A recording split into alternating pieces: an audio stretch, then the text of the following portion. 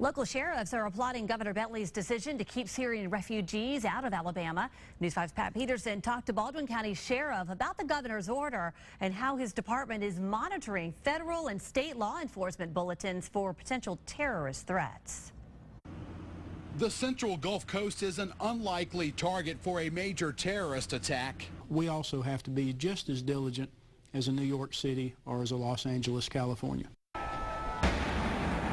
But after the Paris attacks, local law enforcement agencies are not letting their guard down. We're on a border.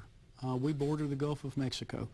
We also have one of the largest ports in the southeast, in the port of Mobile. We are a major transportation hub. We have two large airports close by. We have two interstates that come through the Gulf Coast region.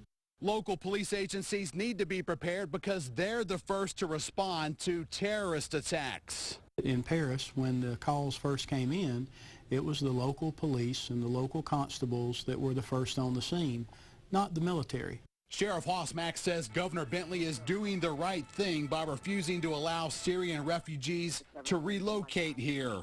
This is not the appropriate time to consider allowing these refugees to come into our nation. How do you really know who these individuals are? How many times do we have to be reminded of where these radicalized terrorists are being trained, where these radicalized terrorists are living, where they're from? You know, in law enforcement business, that's a clue.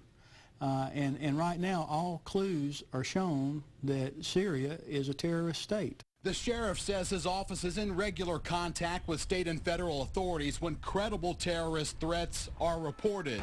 On the Baldwin County beat, Pat Peterson, News 5.